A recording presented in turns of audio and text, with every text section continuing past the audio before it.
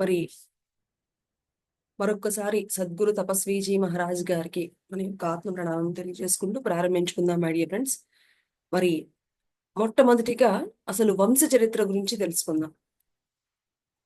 మొఘల్ చక్రవర్తులు దేశాన్ని పరిపాలిస్తున్నటువంటి రోజులట అవి. పంజాబ్ రాష్ట్రంలో పాటియాలా అనేది ఒకానొక చిన్న సంస్థానం. సంస్థానాధిపతి మహారాజ్ మంగళ్ సింగ్, అతని భార్య మహారాణి నందకౌర్ అప్పటికే పంజాబ్లో బాగా వ్యాపించిన సిక్కు మతాన్ని స్వీకరించిన వారిది రాజపుత్ర వంశమట. వారికి ఇద్దరు కుమారులు. పెద్ద కొడుకు హరిభక్త సింగ్, చిన్నవాడు కృష్ణ సింగ్. కృష్ణ సింగ్ 1770వ సంవత్సరం మార్చి నెలలో ఏకాదశి గురువారం రోజు జన్మించారు.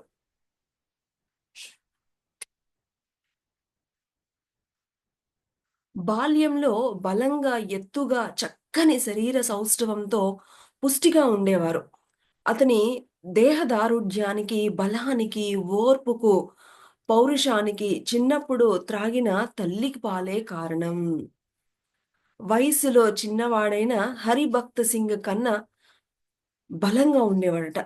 మాతృమూర్తి జీవించినంత కాలము కృష్ణసింగ్ బాల్యం సుఖంగా సాగింది. అతని 6వ ఏట తల్లి మరణించింది. అప్పటి నుంచి అతనికి కష్టాలు ప్రారంభమయ్యాయి. అంతే కదా, తల్లి ఉన్నప్పుడు మరి ఎంతో చక్కగా ఉంటుంది.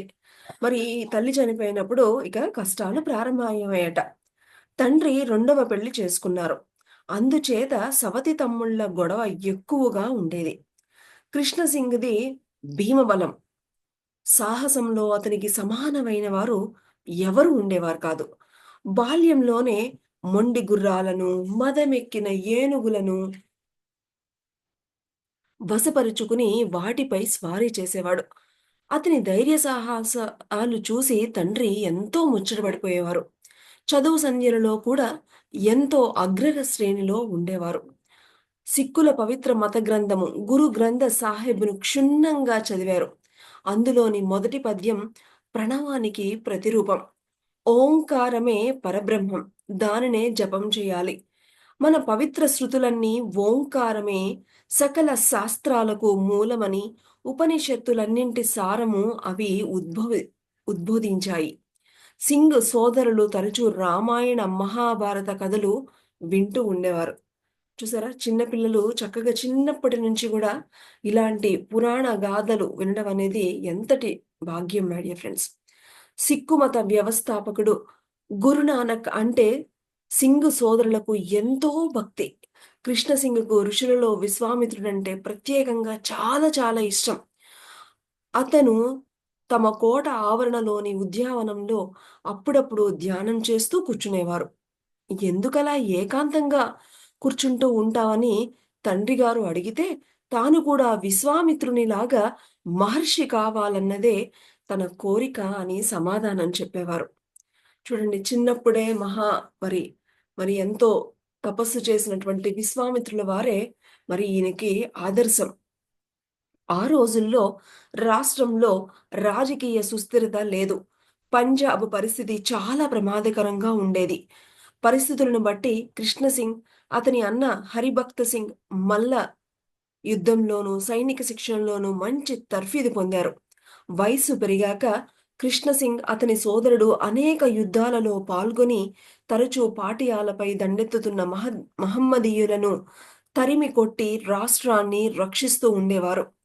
కృష్ణసింగ్ ప్రదర్శించే యుద్ధ నైపుణ్యము, ధైర్య సాహసాలు తండ్రికి ఎంతో సంతోషాన్ని ఇచ్చాయి. మరి అలాగా అందరి మీద విజయం పొందుతూ ఉంటే ఏ తండ్రికి మరి ఆనందంగా ఉండదు. మరి వీళ్ళ యొక్క ధైర్య సాహసాలు, వీళ్ళ యుద్ధ మరి ఆ యొక్క ఆహ్, ఆహ్, చూస్తూ ఉంటే మరి కృష్ణసింగ్ గారి వాళ్ళ యొక్క తండ్రి గారు ఎంతో సంతోషించేవారు. ఇలాగా కాలం గడుస్తూ వచ్చింది. కృష్ణసింగ్ సోదరులకు యుక్త వయసు వచ్చింది. తగిన సంబంధాలు చూసి వాళ్ళిద్దరికీ పెళ్లిళ్లు చేశారు తండ్రి. అన్నదమ్ములిద్దరూ ఒకే కుటుంబంలాగా ఒకే చోట కాపురం ఉండేవారు. హరిభక్త్ సింగ్ సంతానం లేదు. కృష్ణ సింగ్‌కు ఒక కొడుకు పుట్టాడు. ఆ పిల్లవాడు మరి తల్లికి, తండ్రికి, పెద్దమ్మకు, పెద్దనాన్నకు ఎంతో అల్లారుముద్దుగా ఉండేవాడు. కాలము ఈ విధంగా గడిచిపోతూ ఉండేది. సంస్థానంలో అత్యవసర పరిస్థితి నెలకొని ఉండడం వలన సరిహద్దుల రక్షణలో, యుద్ధ భూమిలో, సైనిక కార్యకలాపాలలో తలమునకలైన కృష్ణసింగ్ ఇంటికి దూరంగా చాలా కాలము నివసించవలసి వచ్చింది. ఇక తండ్రి వృద్ధులయ్యారు. అందుచేత కృష్ణసింగ్ బాధ్యత స్వీకరించి ప్రముఖ పాత్ర పోషించవలసి వచ్చేది. ఫలితంగా విశ్వామిత్రునిలాగా ఋషి కావాలన్న తన కోరిక తాత్కాలికంగా అతని మస్తిష్కం నుంచి తొలగిపోయింది. కొంతకాలం తరువాత యుద్ధభూమి నుండి ఇంటికి తిరిగి వచ్చారు. అప్పుడు అతనికి అంతా శూన్యంగా కనిపించింది. తన భార్య, ఒక్కగానొక్క కొడుకు, అన్న అందరూ మరణించారు. అంతులేని దుఃఖంలో కృంగిపోయి ఏకాంతంగా కూర్చుని బోరు బోరున ఏడ్చాడు. మనస్సు కుదుటపరుచుకున్నాడు. సంస్థాన సంరక్షణకు బహదూర్ షా జఫర్ చక్రవర్తి సహాయాన్ని అర్థించడానికి ఢిల్లీ నగరానికి మరి ప్రయాణమయ్యారు. ఫ్రెండ్స్, మరి పరిస్థితుల కారణంగా మరి దూరంగా ఉండి యుద్ధం చేయవలసినటువంటి పరిస్థితుల్లో మరి తను లేనప్పుడు సమయంలో మరి వాళ్ళ భార్యని, కొడుకుని, అన్నని, వదినని అందరిని చంపివేస్తే మరి అది తట్టుకోలేక మరి ఎంతో బోరున ఏడ్చారట.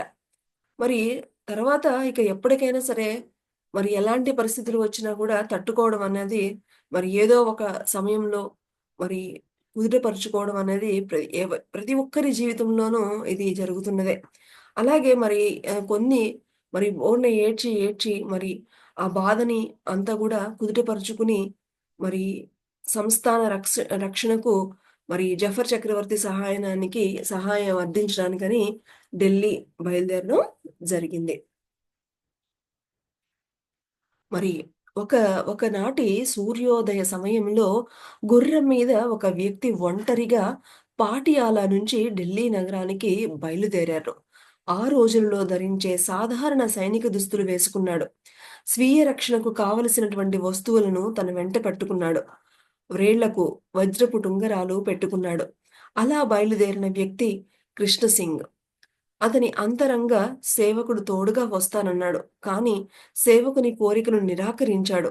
తనను రక్షించడానికి తన కత్తి ఒక్కటి చాలు అని, అదిగాక విధి ఎలా ఉంటే అలాగే జరుగుతుందని అన్నాడు. మరి పరిస్థితులు అంత దారుణంగా అయినప్పుడు ఇక ఎలాగైనా సరే ఢిల్లీ వెళ్ళాలని అనుకుని మరి తన యొక్క అంతరంగ సైనికాధికారి వస్తాను అన్నా కూడా ఏమి వద్దు, నా రక్షణకు నా యొక్క కత్తి చాలు, ఏమీ అక్కర్లేదు వద్దు అని వారిని తన యొక్క అంతరంగిక మరి సైనికుడిని కూడా మరి వద్దు అని చెప్పడం జరిగింది. స్వాభావికంగా నిండైన విగ్రహం గల కృష్ణసింగ్ ధరించిన తలపాగా అతని తేజస్సుకు మరింత శోభనిచ్చేది. లోపల కవచము, దానిపైన షేర్వాణి ధరించాడు. తలకు ఉక్కు స్త్రాణం తగిలించుకున్నాడు.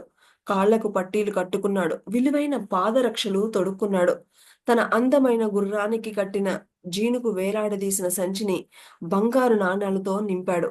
అన్నగారి అకాల మరణానికి అతని హృదయం శోకంతో నిండిపోయినప్పటికీ తన రాష్ట్ర రక్షణకు, రాష్ట్రంలో సుస్థిరత, శాంతి నెలకొల్పడానికి బహదూర్ షా జఫర్ చక్రవర్తి సహాయాన్ని అడగడానికి ఢిల్లీ వైపు మరి పటియాలా నుంచి మరి చక్కగా మరి చిన్నప్పటి నుంచి కూడా ఒక అద్భుతమైనటువంటి దృఢ శారీరక పటిష్టత కలిగినటువంటి కృష్ణసింగ్ మరి దానికి తగ్గట్టుగా ఆ యొక్క ఆభరణాలు, ఆ యొక్క బట్టలు ధరించేటప్పటికి ఆయనలో ఆ యొక్క రాజ వైభోగం అనేది కనిపిస్తుందన్నమాట.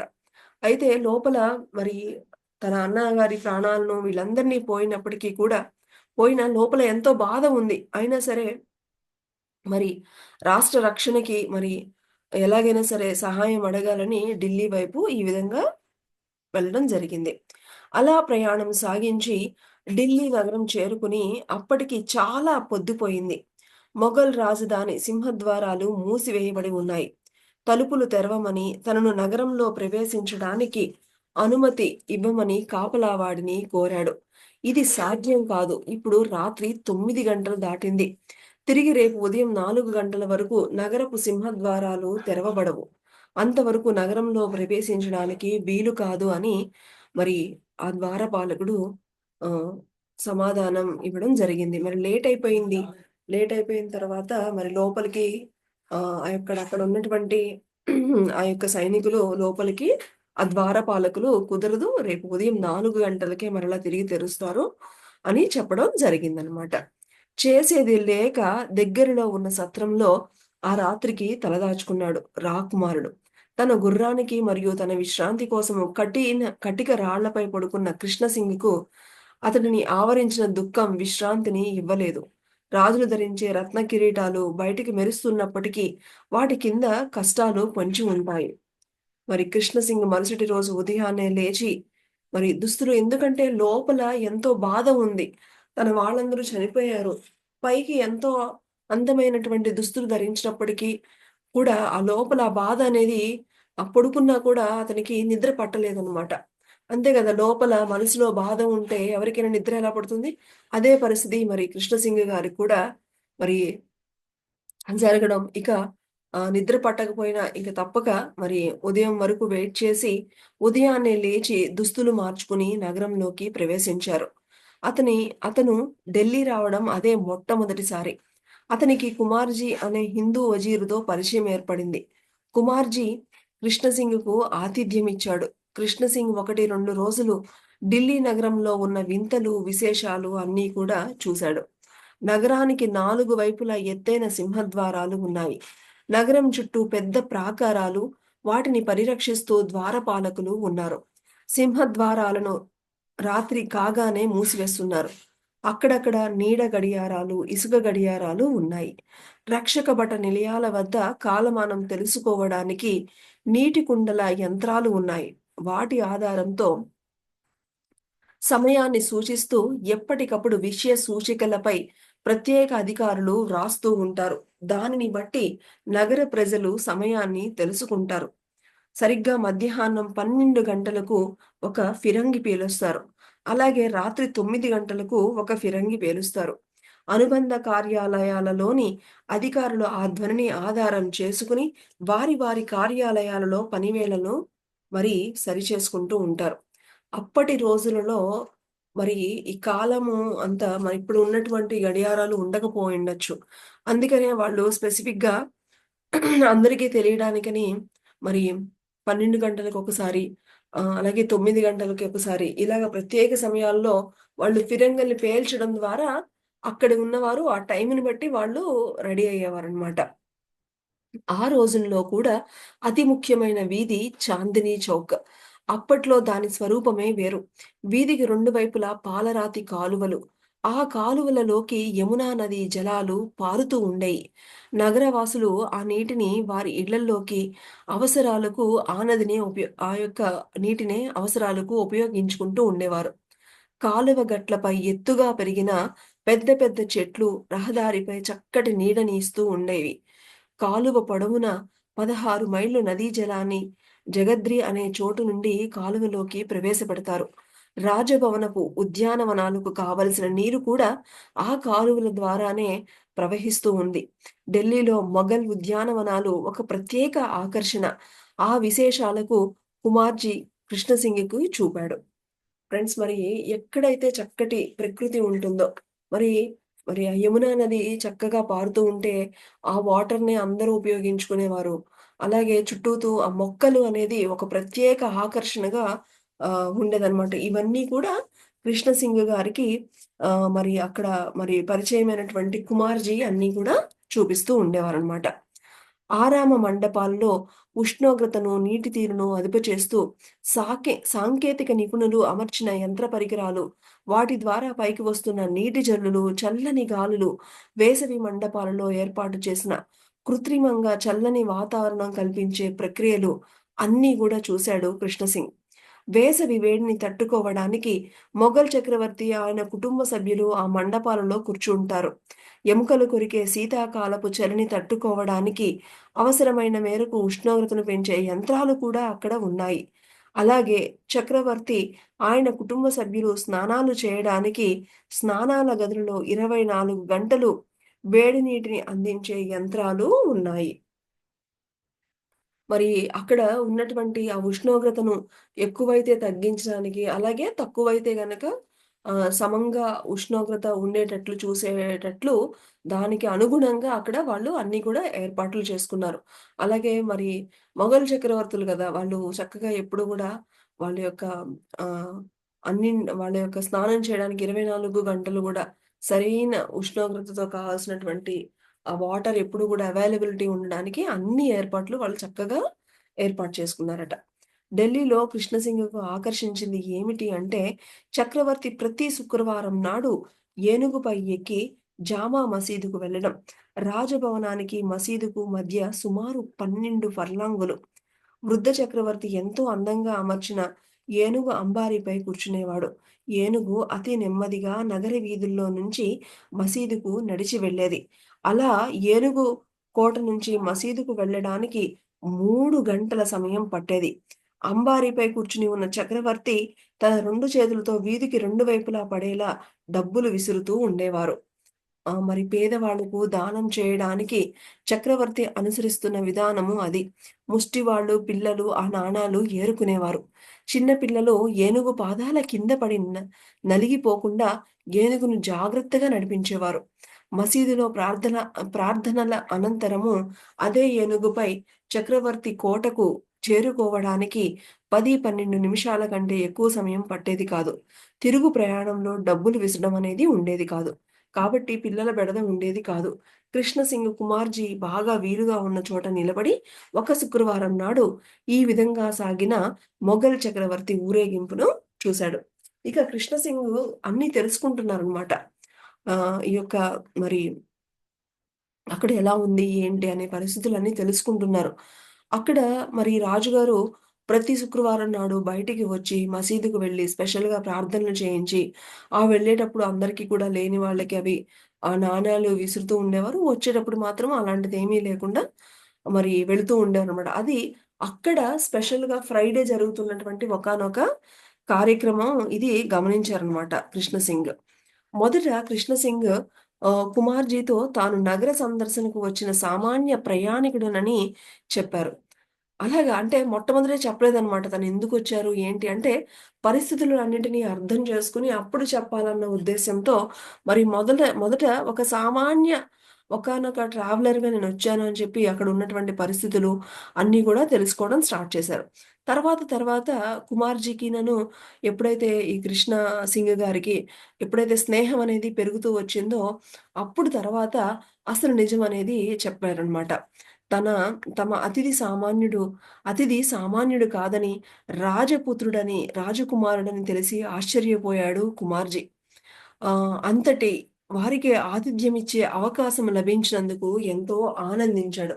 ఒకప్పుడు మరి ఒక చాలా సామాన్య వ్యక్తిగా మరి తనతో ఉండి అలాంటి వ్యక్తికి అలాంటి ఒకానొక రాజ వంశీకునికి మరి ఆతిథ్యం ఇచ్చినందుకు ఆ కుమార్‌జీ గూడా చాలా సంతోషం చాలా ఆనందించారనమాట. కుమార్‌జీకి కోటలోని కొందరు అధికారులతో పరిచయం ఉంది. ఎలాగైనా ఢిల్లీ సుల్తాన్ దర్శనానికి ఏర్పాటు చేయమని కుమార్జీని కోరారు కృష్ణసింగ్. కృష్ణసింగ్ మరి కుమార్జీ అందుకు సంబంధించిన అధికారిని కలుసుకుని కృష్ణసింగ్ రాకకు గల కారణాన్ని తెలియచేశారు. ఆ అధికారి ముఖ్యమంత్రిని కలుసుకుని ఆ విషయం గురించి చర్చించారు. ముఖ్యమంత్రి కృష్ణసింగ్ అభ్యర్థన అభ్యర్థనను వృద్ధ చక్రవర్తి విన్నవించాడు. కృష్ణసింగ్ తనను కలుసుకోవడానికి ఢిల్లీ సుల్తాను మరి అనుమతించాడు. వారి సమావేశానికి తగిన తేదీ, సమయము నిర్ణయించబడింది. ఆ శుభవార్త కుమార్జీ కృష్ణసింగ్‌కు తెలియచేశారు. నిర్ణీత సమయానికి కృష్ణసింగ్, కుమార్జీ ఎర్రకోటకు వెళ్లారు. రాజలాంఛనాలు పూర్తయ్యాక రాకుమారుడు ఒక్కడే బహదూర్ షా జఫర్ దగ్గరకు వెళ్ళడానికి అనుమతించారు. అధికారులు ఆ సమయంలో చక్రవర్తి మరి జపమాల తిప్పుతూ భగవంతుడి ధ్యానంలో ఉన్నారు. కృష్ణసింగ్ చక్రవర్తికి గౌరవపూర్వకంగా నమస్కరించి బహదూర్ షా కృష్ణసింగ్‌కు తగిన ఆసనం చూపించి కూర్చోమన్నారు. అతని రాకకు గల కారణాన్ని అడిగారు. తరచూ సంభవిస్తున్న యుద్ధాల వల్ల తమ రాష్ట్ర పరిస్థితి ఏ విధంగా క్షీణించిపోయిందో వివరించి, అక్కడ సుస్థిర శాంతి నెలకొనేటట్లుగా తగిన చర్య తీసుకోవలసిందిగా బహదూర్ షాను అర్థించాడు కృష్ణసింగ్. మరి మొట్టమొదట ఒకానొక మామూలుగా వెళ్ళినటువంటి తిను ఎప్పుడైతే అక్కడున్నటువంటి మరి కొంచెం ఆ యొక్క ఆహ్ పరిచయము అది మొత్తం అంతా పెరిగిన తరువాత కుమార్‌జీతో బాగా పరిచయం అది పెరిగిన తర్వాత అసలు నేనెందుకొచ్చాను? ఇలాగా నేనొక రాజవంశీకుడను. నేను మా రాష్ట్రంలో ఇలాగ చాలా యుద్ధాల వల్ల చాలా సరిగా లేదు. సో, దానికి కోసము ఇక్కడ మరి సహాయాన్ని అర్థించడానికని వచ్చిన తరువాత మరి ఎప్పుడైనా సరే ఒకానొక రాజుగారిని కలుసుకోవాలంటే మరి దానికి చాలా పెద్ద ప్రాసెస్.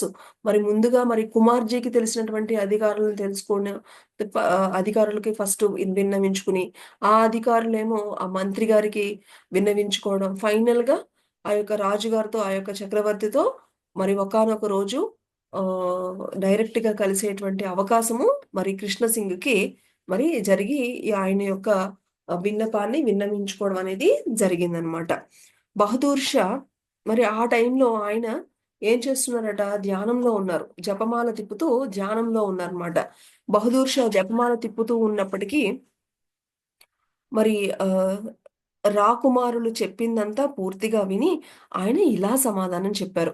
"కృష్ణ సింగ్‌జీ మీరు నన్ను కలుసుకున్నందుకు ఎంతో సంతోషం. మీ రాష్ట్రంలో శాంతి నెలకొల్పడానికి మీరు నా సహాయం కోరుతున్నారు. మీ కోరిక మన్నించదగ్గదే. నేను జోక్యం చేసుకోవడం, నా తీర్పు ఎంతో కాలం పనిచేయదు. మీకు మనశ్శాంతి లేదు. నాకు లేదు. అయితే ఒక్క విషయం ఆలోచించండి. ఈ రాజ్యాలు, రాజ్యభోగాలు, జీవనము, ధనము, యవ్వనము, భార్య, పిల్లలు ఇవన్నీ కూడా అశాశ్వతమైనవి. ఆ! నిత్య సత్య ఆనందమయ పరమాత్మ వైపు దృష్టిని మళ్లిస్తే అది అంతులేని శాంతిని, సంతోషాన్ని ఇస్తుందని నేను అనుకుంటున్నాను. ఇదే మీకు నేను చెప్పే శాశ్వతమైన సత్యం. మీకు శాంతి చేకూరుగాక. బహదూర్ షా చెప్పిందంతా శ్రద్ధగా విన్నాడు కృష్ణసింగ్. చక్రవర్తికి చేతులెత్తి నమస్కరించారు. అయితే ఇక్కడ సహాయానికి వెళ్ళినటువంటి కృష్ణసింగ్‌కి మరి అప్పటికే ఆయన మరి అక్కడ చక్రవర్తి వృద్ధులైపోయి అన్నీ తెలుసుకొని మరి ఆహ్, ఒకానొక స్థితికి వచ్చిన తర్వాత అందరూ తెలుసుకునేది ఏంటి అంటే ఎన్ని ఎంత యవ్వనము, ఎంత పదవి, అధికారాలు ఎన్ని ఉన్నా అందరికి కావాల్సింది చివరికి మనశ్శాంతి మై డియర్ ఫ్రెండ్స్. సో, అలాగే మరి ఈయన ఇవన్నీ ఈ భార్య, పిల్లలు ఇవన్నీ గూడా కరెక్టే. కామన్ ఇవన్నీ గూడా అశాశ్వతము.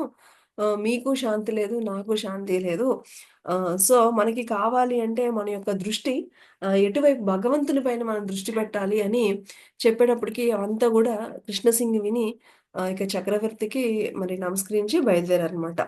రాజమందిరం నుంచి బయటకు వచ్చి తన కోసం వేచి ఉన్న కుమార్జీని కలుసుకున్నారు. ఇద్దరు కుమార్జీ ఇల్లు చేరుకున్నారు. సుల్తాన్‌తో సమావేశపు పర్యవసానము ఇద్దరు కూడా మరి కుమార్జీని అలో చేయలేదు. ఓన్లీ ఈయనొక్కడినే అలా చేశారు గదా! మరి వచ్చి అక్కడి నుంచి వచ్చిన తర్వాత ఏం జరిగింది? ఏమిటి? అనేదంతా గూడా మరి కుమార్జీకి ఈయన చెప్పి అంతా గూడా చెప్పుకుంటున్నారనమాట. అలాగా ఆ రాత్రంతా గడిచింది. మరుసటి రోజు అతిథి మర్యాదలతో తనను ఆప్యాయంగా చూసిన కుమార్‌జీతో కుమార్ సాహెబ్‌జీ మీ ఆతిథ్యానికి ధన్యవాదాలు. మీరు, మీ అబ్బాయి నాకు ఎంతో సేవ చేశారు. ఎంతో నేను మీకు కృతజ్ఞుడిని. ఇక నేను తిరిగి వెళ్ళిపోవాలి. నాకు ఇక సెలవు ఇప్పించండి. దయచేసి నా గుర్రాన్ని సిద్ధపరచండి. ఇక నేను వెళ్ళాలి. మీరు, మీ కుమారులు నన్ను ఎంతో ప్రేమగా చూసుకున్నారు. దానికి మీకు ధన్యవాదాలు. ఇక నేను తిరిగి వెళ్ళాల్సినటువంటి సమయం వచ్చింది అని చెప్పారనమాట. గుర్రము సిద్ధంగా వాకిట నిలిచి ఉంది. కృష్ణసింగ్ ఎగిరి గుర్రం మీద కూర్చున్నారు. అక్కడి నుంచి వెళ్ళిపోయారిక. రోడ్ మీద లాగే కృష్ణసింగ్ మనసులో కూడా ఆలోచనలు పరిగెడుతున్నాయి. ఆ వృద్ధ చక్రవర్తి మాటలు హృదయంలో చెప్తున్నవి బాగా గుర్తొస్తున్నాయన్నమాట.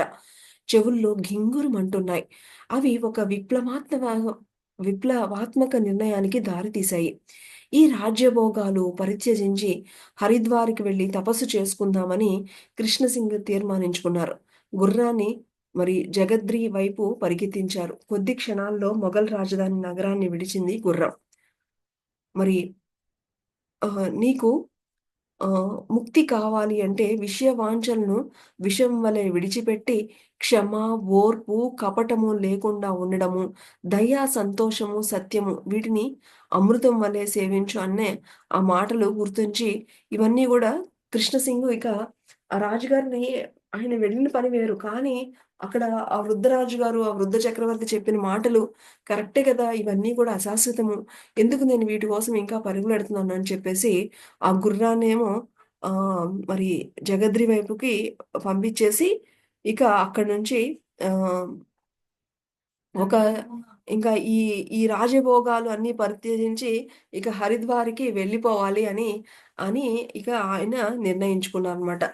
ఈ విధంగా మరి ఆహ్, ఆయన వచ్చిన పని ఒకటి కానీ, ఆయనకి యాక్చువల్‌గా చిన్నప్పటి నుంచే మరి ఎంతో తపస్సు చేసుకోవాలి అని ఒకానొక కోరికుంటది. అయితే తండ్రి గారు ఆ యొక్క బాధ్యతలు, వాటి మూలన వాటి గురించేటువంటి ఆలోచనలు నుంచి దూరంగా వెళ్ళిపోవడం జరిగింది. కానీ ఇప్పుడు మళ్ళా ఈ యొక్క ఈ వృద్ధ చక్రవర్తి గారు చెప్పినటువంటి ఢిల్లీ చక్రవర్తి గారు చెప్పిన తర్వాత ఆయన మళ్ళా ఆలోచనలు ఆయనలో ఇక ఇవన్నీ, ఇవన్నీ అశాశ్వతం గదా! ఎందుకు నేను దీనికోసం పరిగెడుతున్నాను అని ఇక గుర్రాన్ని గూడా పంపించేసి ఇక హరిద్వార్ వెళ్ళాలి అని ఈయన డిసైడ్ అయిపోయారనమాట.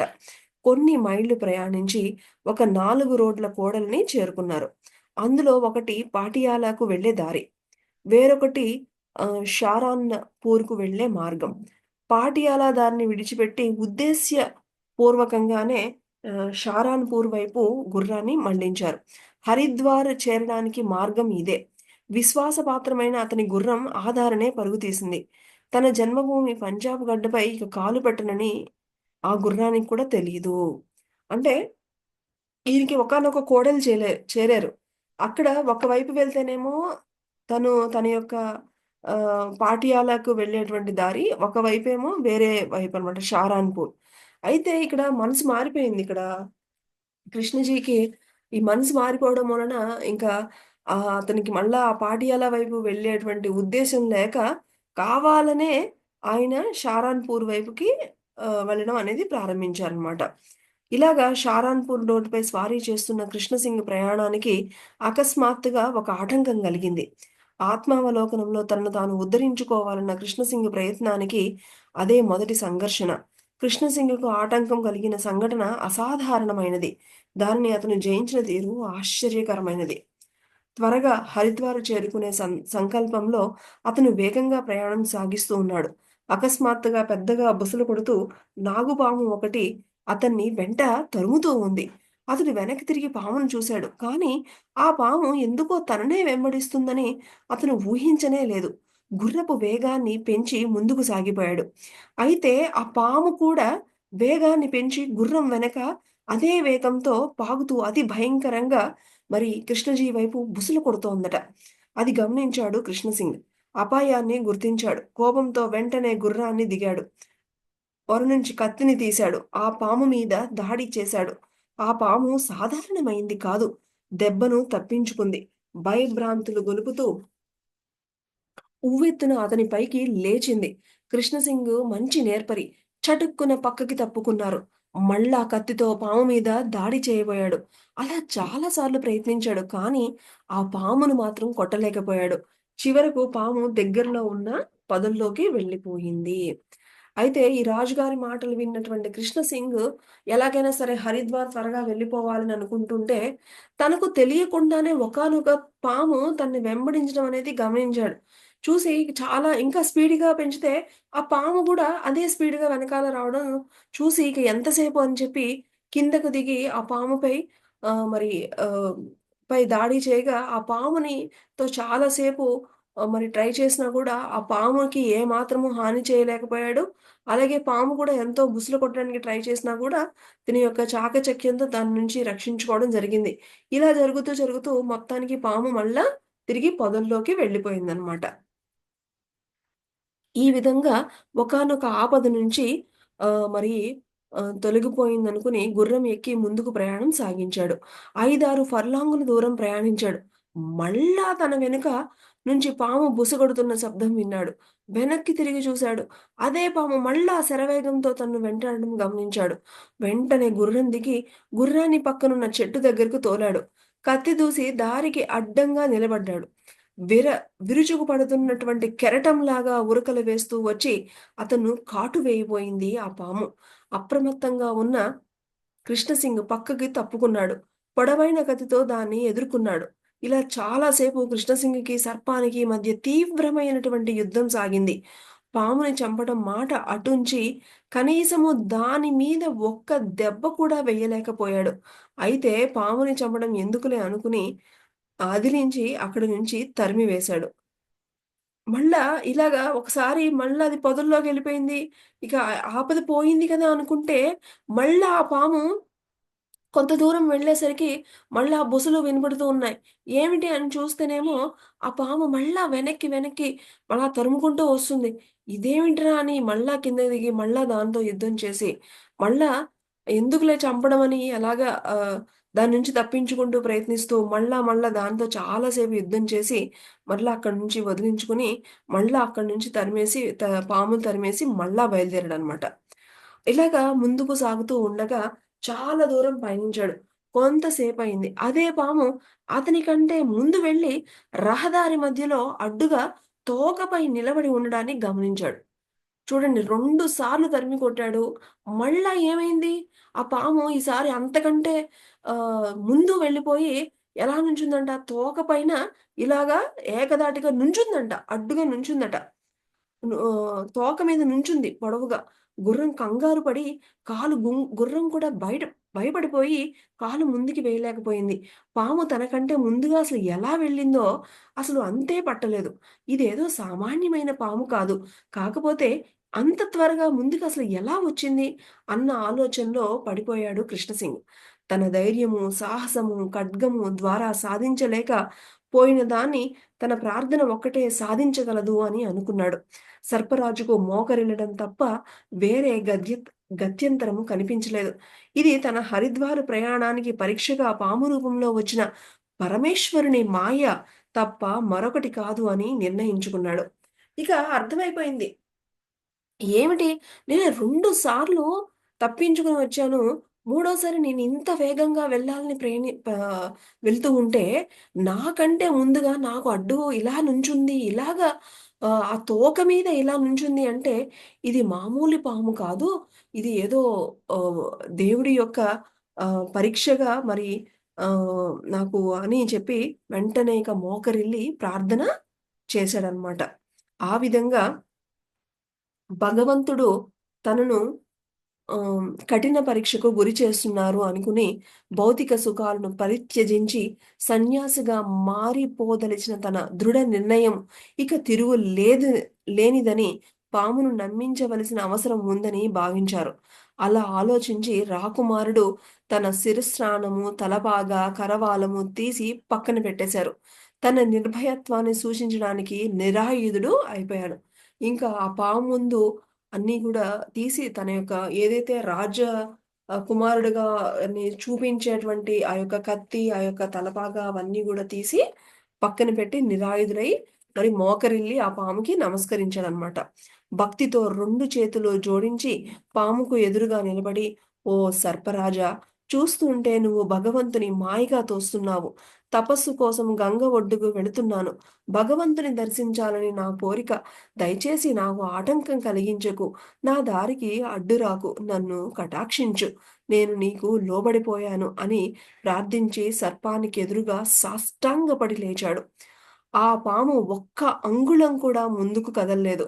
అటు ఇటు కొద్దిసేపు పడగను ఆడించింది. పడగను నింపాదిగా నేలపై దించింది. అక్కడి నుంచి నెమ్మదిగా పక్కనున్న పొదల్లోకి వెళ్ళిపోయింది. పాము తిరిగి వస్తుందేమోనని కొంతసేపు వేచి చూశాడు. కానీ పాము తిరిగి కనిపించలేదు. ఇక పాము బెడద ఉండదని నిర్ణయించుకున్నాడు. శిరస్త్రాణము, తలపాగా ఎప్పటిలాగా ధరించాడు. గుర్రం ఎక్కి వెనుతిరుగుతూ ఉండగా ముందుకు ప్రయాణాన్ని సాగించాడు. విరామం లేకుండా పరిగెత్తి గుర్రము ఎంతో అలసిపోయింది. బాధతో కుంటడం గూడా మొదలుపెట్టింది. అలా ఢిల్లీ నగరం విడిచింది. మొదలు విశ్రాంతి లేకుండా 60 మైళ్ళు ప్రయాణించింది ఆ విశ్వాసం గల ఆ గుర్రం. ఇది ఒక ఏకాంత ప్రదేశం.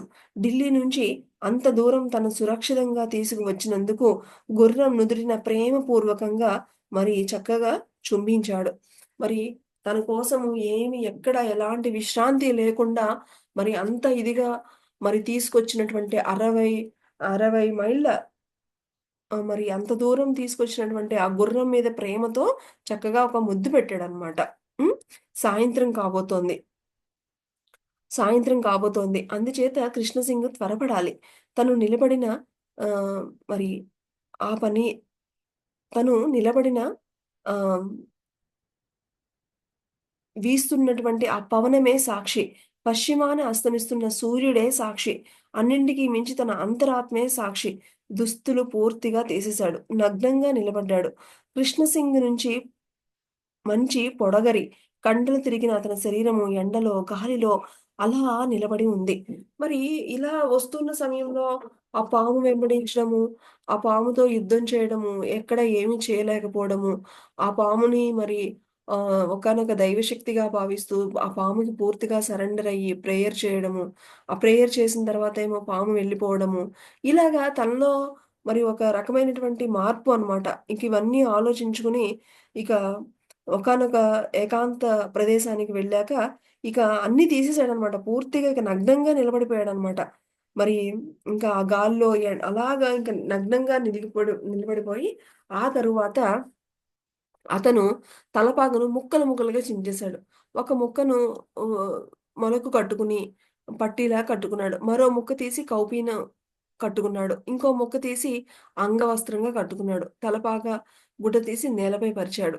తన కత్తి, దుస్తులు, ఆభరణాలు, బంగారు నాణాలు, ఉంగరాలు అన్నీ ఆ గుడ్డపై కుప్పగా పోశాడు. ఇంతలో అతనికి ఒక ఆలోచన వచ్చింది. తను హరిద్వార్ ప్రయాణానికి అవసరమైతే ఆహారం కోసం అమ్ముకోవడానికి పనికి వస్తుందని ఆలోచించి, గుడ్డపై ఉన్న ఆ కుప్పలో నుంచి విలువైన వజ్రపు ఉంగరం ఒకటి తీశాడు.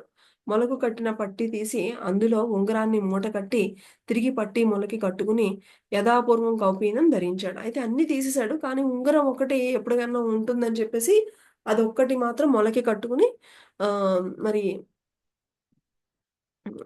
అని బయలుదేరాడనమాట. అయితే ఆహారం కోసం ఆ ఉంగరాన్ని అమ్ముకోవాల్సినటువంటి అవసరము అతనికి ఎన్నడూ కలగలేదు. ఆత్మావలోకనంలో నిమగ్నుడు కావడం చేత కౌపీనంలో ఉన్న ఉంగరం సంగతి అసలు పూర్తిగా మరిచే పోయాడనమాట.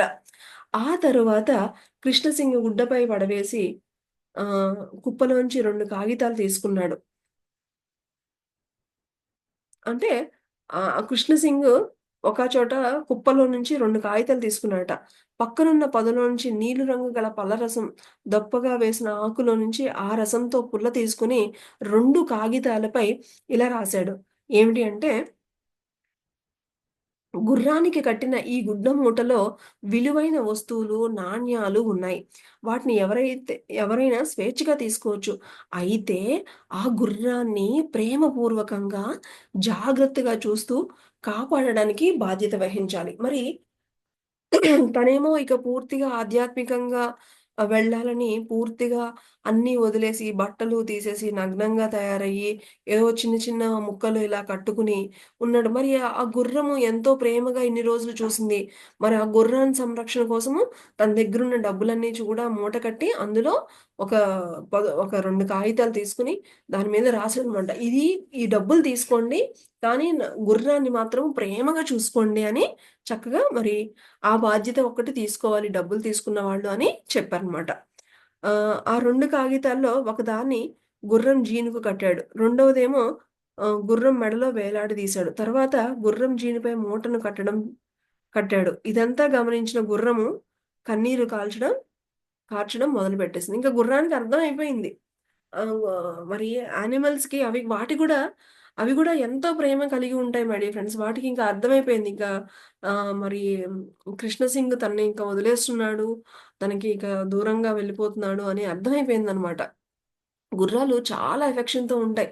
మనము ఈవెన్ 'యశోద రాయణంలో' కూడా మరి సిద్ధార్థుల వారు ఎప్పుడైతే వదిలేసి వెళ్ళిపోయారో రాజ్యాన్ని, అప్పుడు తన యొక్క గుర్రము ఇలాగే మరి బెంగ పెట్టుకొని అన్నము ఏమి తినకుండా అది చనిపోయింది గూడా. అలాగే ఈ గుర్రం గూడా ఇక అర్థమైపోయింది.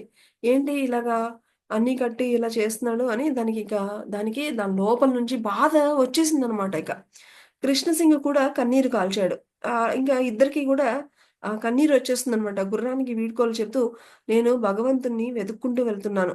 నిన్ను ఒంటరిగా విడిచిపెడుతున్నందుకు బాధపడకు. నేను అన్నింటిని వదులుకున్నాను. నిన్ను ఇక్కడ కనుగొనే అదృష్టవంతుడు నీకు తప్పకుండా కాపాడతాడు." అలా చెప్పి గుర్రం మెడను కౌగిలించుకుని, గుర్రాన్ని ప్రేమగా బుజ్జగించి, అవే మాటలు మళ్ళా మళ్ళా చెబుతూ, దృఢ చిత్తంతో వెనక్కు తిరగకుండా ఆ శూన్య ప్రదేశము విడిచి వెళ్ళిపోయాడు. ఇక గుర్రానికి అన్నీ అర్థమైపోతున్నాయి. ఇద్దరు గూడా ఒకళ్ళనొకళ్ళు పాపం కన్నీళ్లొచ్చేస్తున్నాయి. కానీ చెప్పాడనమాట. గుర్రాన్ని గూడా అర్థం చేసుకోవాలి కదా మరి. గుర్రానికి నేను భగవంతుడి కోసం అన్నింటిని వదిలేసాను. నిన్ను బాగా చూసుకునేవాళ్ళు తప్పకుండా నీకు దొరుకుతారు. నువ్వు జాగ్రత్త అని దానికి ప్రేమగా అన్ని మాటలు చెప్పి, ఇక వెనక్కు తిరగకుండా ముందుకి ప్రయాణం అయిపోయారనమాట. కాళ్ళు బాగా అలసిపోయి ఒక్క అడుగు కూడా ముందుకు పడదు అన్నంత వరకు చాలా దూరం. ఇక నడక ఇక అడుగు పడలేనంత కాళ్ళు నొప్పులొచ్చేంత వరకు గూడా ఇక ఆగకుండా నడుచుకుంటూ వెళ్ళిపోయాడనమాట. అప్పటికి చాలా చీకటి పడిపోయింది. ఒకవైపేమో బాగా అలసిపోయి, ఇంకొక వైపేమో ఆకలి వేసేస్తుంది. మరి నడిచి అంత దూరం ప్రయాణిస్తే ఆకలి వేయకుండా ఉంటుందా? ఆకలేమో విపరీతంగా వేస్తుంది. ఒక్క అంగుళం కూడా ముందుకు కదలలేకపోయాడు. అజ్ఞాత ప్రదేశంలో ఒక చెట్టు కింద పడుకున్నాడు. యువరాజు నిరాశ్రయుడై బికారిగా అయిపోయాడు. మరి బట్టలు లేవు, నాణాలు లేవు. అంత దూరం నడిచి వచ్చి చెల్లాచెదురై బికారిగా అయిపోయాడనమాట. సర్వసంగ పరిత్యాగి అయిపోయాడు. ఇప్పుడు అతని మనసు తృప్తిగా ఉంది. ఇప్పుడు తృప్తిగా ఉందట చూడండి. మరి ఇంతలో దగ్గరలో నివసిస్తున్నటువంటి ఒకానొక గ్రామస్తుడు ఒకడు లాంతరు చేతిలో పట్టుకుని ఆ దారిన వెళ్తూ చెట్టు కింద పడుకున్న సన్యాసిని చూసి ఆశ్చర్యపోయాడు. ఈ నూతన సన్యాసి మరి రైతుని కాస్త ఆహారము, నీరు అడిగాడు. అలా అతని మొదటి భిక్ష ప్రారంభమైంది. ఇప్పటివరకు రాజు మొట్టమొదటిగా మరి ఆకలేస్తుంది అటుగా వచ్చినటువంటి ఆ రైతుని కొంచెం ఆహారము అడిగాడట. రైతు దగ్గరలో ఉన్న తన ఇంటికి త్వరగా పరిగెత్తుకుని వెళ్లి ముతక రొట్టె ఒకటి, మంచినీరు పట్టుకుని వచ్చి సన్యాసి ముందు ఉంచాడు. సన్యాసి అది వరకు జున్న రొట్టె ఎప్పుడు తినలేదు. ఎప్పుడు గూడా రాజు ఎంతో అంగరంగ వైభోగంగా చక్కగా ఆహారాన్ని తీసుకునేటువంటి రాజు మొట్టమొదటిసారిగా మరి ముతక రొట్టె అనేటప్పటికి అలాంటిది అసలెప్పుడు తినలేదు. అందుచేత ఆ రొట్టె కొంచెం తినడము ఫస్ట్ టైమ్ గదా!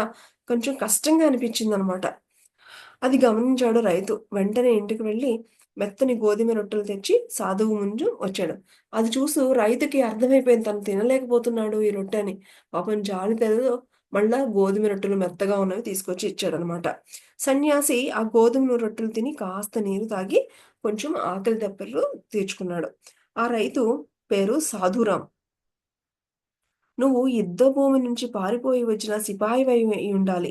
లేక కొత్తగా సన్యాసం స్వీకరించిన గొప్ప వంశంలో పుట్టిన శ్రీమంతుడివైనా అయి ఉండాలి. నీ అసలు కథ ఏమిటో చెప్పు అని ప్రశ్నించాడు. ఆ రైతుకి, ఆ సాధురాంకి అర్థమైపోయింది.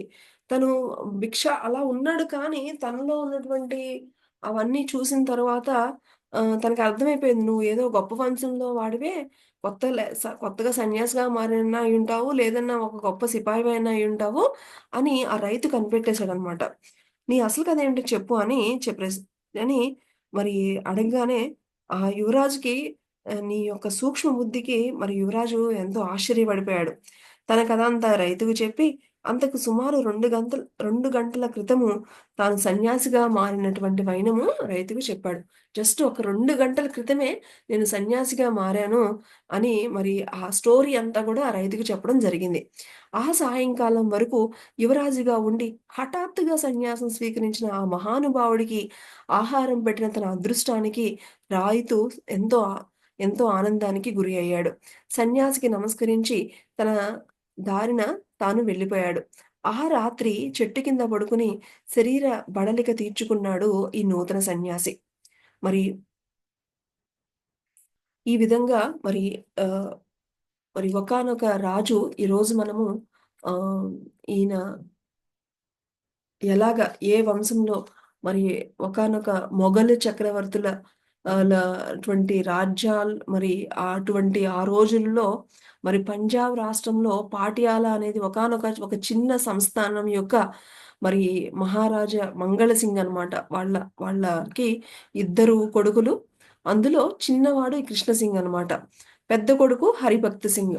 అయితే వీళ్ళకి చిన్నప్పటి నుంచి కూడా ఈ ఈ యొక్క మహానుభావులందరూ కూడా మనము గత పారాయణాలు అన్నీ చూసుకుంటే గనక మహానుభావులందరూ మరి చిన్నప్పుడు చాలా వాళ్ళు తెలివితో చాలా అంటే వాళ్ళ యొక్క గత జన్మల సంస్కారం ఉంటుంది వాళ్ళకి. సో, వాళ్ళు ఎంతో చాకచక్యంగా అన్నింటిలోనూ ముందుంటారు.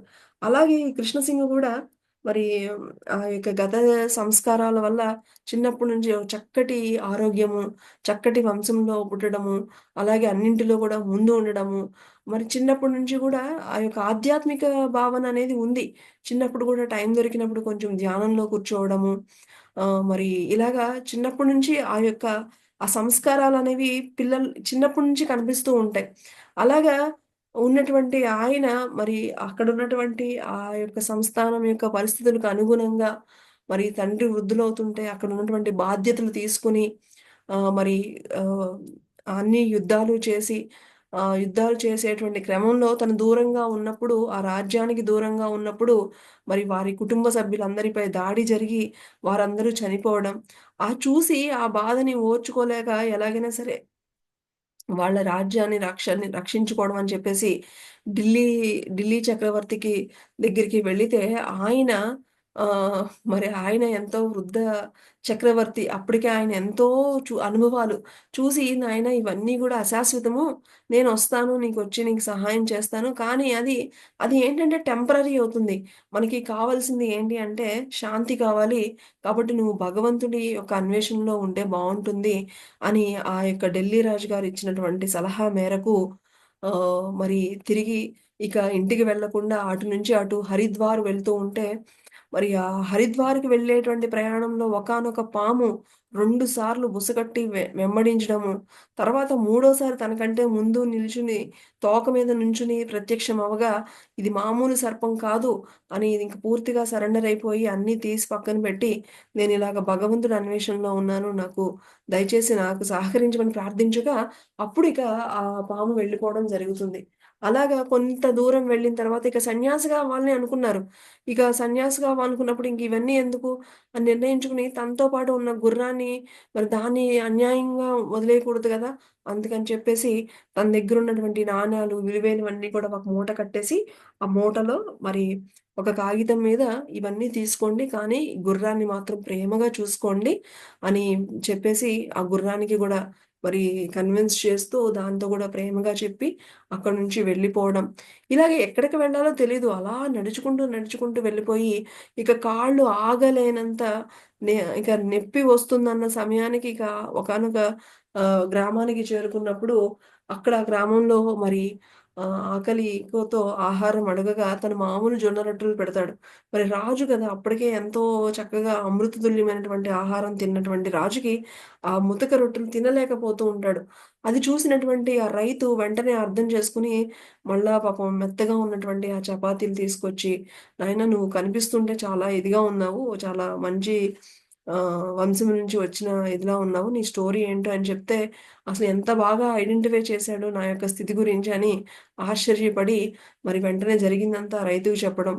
సో, ఈ విధంగా మరి ఆ రోజుకి మరి అప్పుడే సన్యాసంలోకి దిగాను అని చెప్పేసి 2 గంటల ముందే ఇలాగ సన్యాసంలోకి దిగానని చెప్తే, మరి ఆ రైతుకి కూడా మొట్టమొదట ఆహారం ఇచ్చేటువంటి భాగ్యం నాకే కలిగిందని ఆనందంగా మరక్కడి నుంచి వెళ్ళిపోవడం జరుగుతుంది. ఆ విధంగా మరి ఈ కృష్ణ సింగ్ ఒకానొక సన్యాసి వరకు మనము ఏ విధంగా ఆయన పరిస్థితులు ఏ విధంగా ఒక సన్యాసిగా మారడానికి వచ్చాయి అనేవి మనం ఈరోజు స్వాధ్యాయంలో తెలుసుకున్నాం మై డియర్ ఫ్రెండ్స్.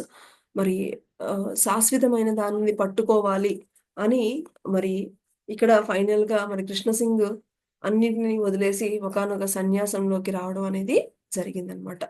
ఈరోజు మనకి ఈరోజు ఈ యొక్క జ్ఞానం తెలుసుకునేటువంటి ఈ చక్కటి భాగ్యాన్ని అందించినటువంటి గురువులకు, దివ్యులకు, విశ్వానికి కృతజ్ఞతలు తెలుపుకుంటూ తిరిగి రేపటి స్వాధ్యాయంలో కలుసుకుందాం మై డియర్ ఫ్రెండ్స్.